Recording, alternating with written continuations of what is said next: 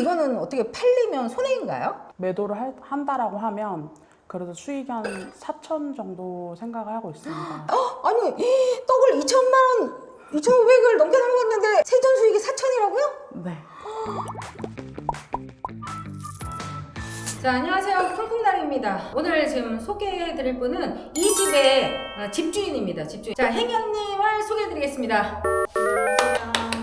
우리 경단스의 최초 처음 첫 낙찰자 되시잖아요. 네. 네. 간단하게 자기 소개라고 해야 되나요? 30대 초중반의 나이이고 자영업을 하고 있는데 미용 쪽으로 하고 있고요. 지금 잠깐 스케줄을 빼고 나왔습니다. 아, 그래요. 너무 감사합니다. 이게 또 먹고 사는데 또 지장이 가도록 또 중간에 빼고 이렇게 오셔서 경단스라고 해서 저희가 줄여서 이제 경단스지만 경매, 단타, 이제 스터디 이제 행크에 오셔가지고 이제 첫 공부를 하기 시작한 거잖아요. 네. 요 아파트를 갖다가 3개월 스터디인데 2주 만에 이걸 낙찰받은 걸로 알고 있는데 맞아요. 어떤 자신감으로 낙찰을 받으신 걸까요? 급했던 것 같아요. 아, 마음이. 네, 그냥 이제 스터디를 듣기 전에 한 3년 정도 온라인 강의로 한 8개 정도 들었어요. 온라인이긴 하지만 한 8개 정도? 네, 일을 하면서 하다 보니까 한 2, 3년 정도 걸렸고요. 그렇게 하고 첫 스터디를 들어가는데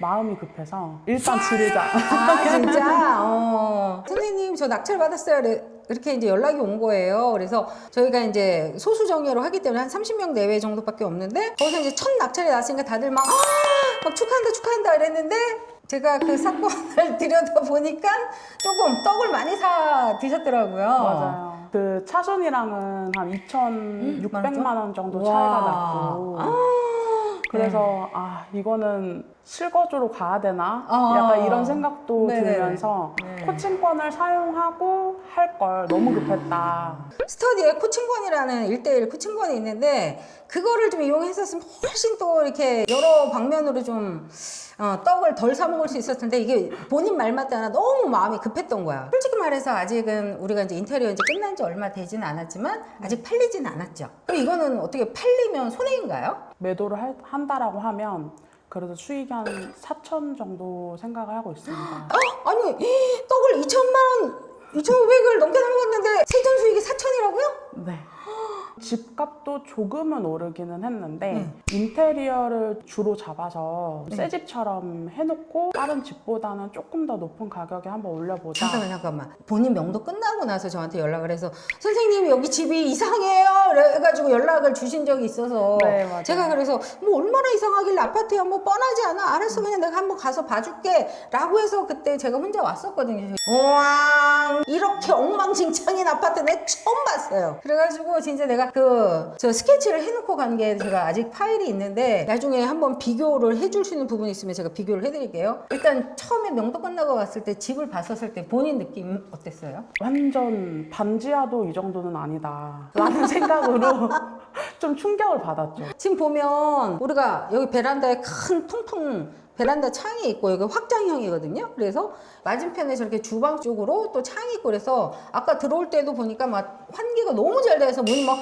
조그만 바람에도 쾅쾅 닫히더라고요. 근데 그 전에 우리 봤던 거는 반지하에 무슨 곰팡이 집처럼 이 무슨 아파트에 이렇게 곰팡이가 많았나 싶을 정도로 엄청났던 집으로 기억을 하는데 그래서 어떻게 좋은 업체를 구하셨나요? 잘 구해가지고 그 콩쌤 강의 중에서 매도를 할 때 유튜브에다가 영상을 찍어서 올려라라는 거에서 팁을 좀 얻었어요. 현재 상황을 다 영상으로 담아서 그 곰팡이 그 현재 상태의 집을 그냥 그대로 영상에 다 담아서 한 1분 30초의 영상을 찍어서 충고에다가 이거를 2,500 이하에 인테리어를 해줄 사람을 구합니다 라고 이제 올렸던 거죠. 와 진짜 대단하다.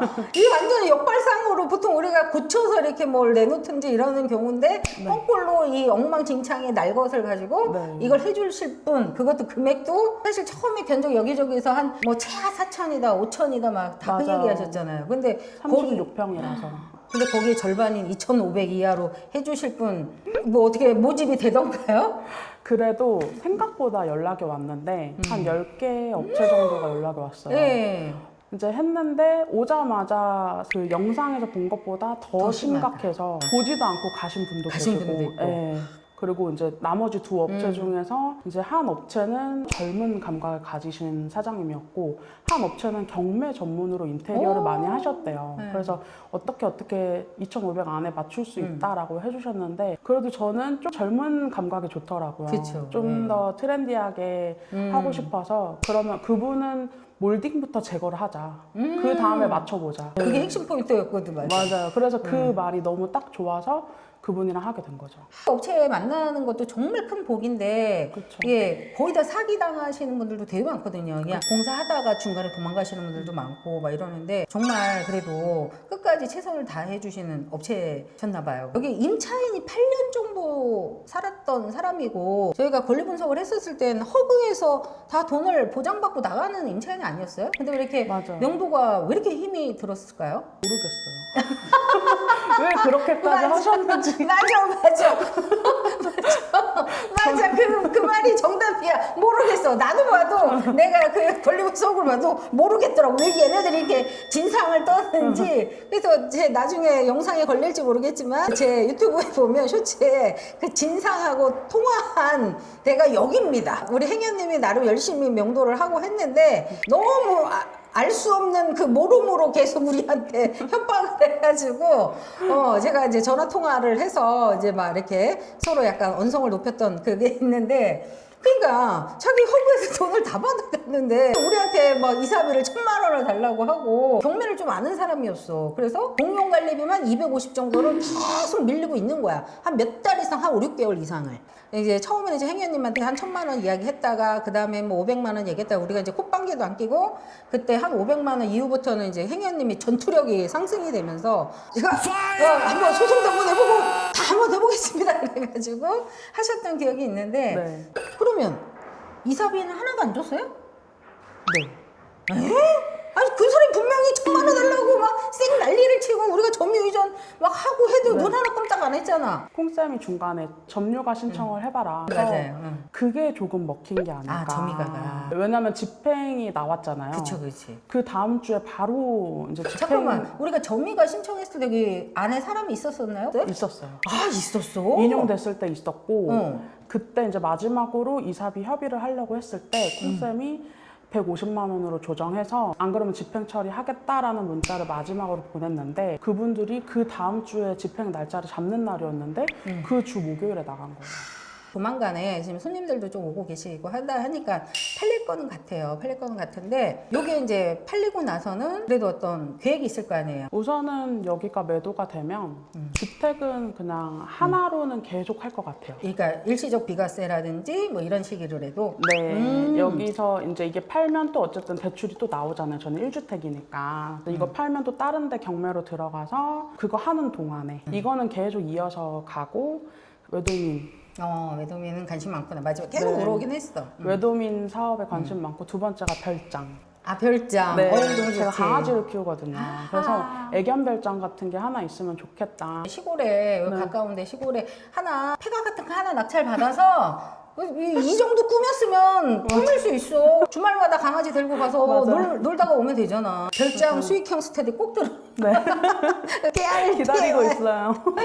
비슷한 본인 같은 사람에게 조금 해줄 수 있는 말? 일단 저도 지금도 초보자지만 더 경험이 없었던 사람이었고 그 다음에 3년 동안 실행을 하지 못할 정도로 겁이 굉장히 많은 사람이에요. 제가 20대 때 사업을 시작했을 때도 겁이 너무 많았는데 그건 아닌 것 같아요. 20대 사업을 시작하는 거는 겁이 많았다 그건 난 믿을 수가 없어. 20대에 누가 사업을 그렇게 쉽게 시작하진 않아요. 일단. 근데 사실은 저도 겁이 많죠. 20대 때 사업을 할 때는 20대니까 내가 실패하더라도 일어날 수 있는 시간이 있다라는 생각으로 시작을 했던 것 같은데 30대 때는 좀 그게 위축이 되더라고요. 그래서 누군가의 도움이 같이 있었으면 좋겠다. 도전을 하는 거에 대한 실패를 줄이고자 경단스를 들어서 굉장히 좋은 선택이 됐죠, 그게. 거기서 이제 사람 같은 생각을 가진 동기들도 만나고 막 같이 임장도 다니고 하니까 그런 것들? 뭐 여러 가지로 동기분들의 열정에 있어서 제가 더 자극을 받은 것도 있고 그 동기분들보다 더 열정 넘치는 콩쌤이 저 정도로 하는데 나는 그래도 그거에 반은 따라가야 되지 않겠나 이런 생각에 더 나서서 적극적으로 하게 된 것도 있어요. 그러니까 혼자서 용기를 내서 하는 것도 좋지만 만약에 너무 겁이 나면 스터디나 이런 걸 통해서 동기나 선생님이랑 같이 이렇게 도전을 해보는 것도 저는 추천을 한다. 다 하실 수 있지 않을까 그런 생각이 듭니다. 진짜 이 박수가 막 절로 나와. 긴 인터뷰 너무 감사드리고 이렇게 또 시간을 내서 지금 본인의 업을 갖다 팽개치고 이렇게 인터뷰 때문에 좀 멀리까지 와주신 우리 행여님한테 감사 인사를 드리겠습니다. 고맙습니다. 감사합니다. 네.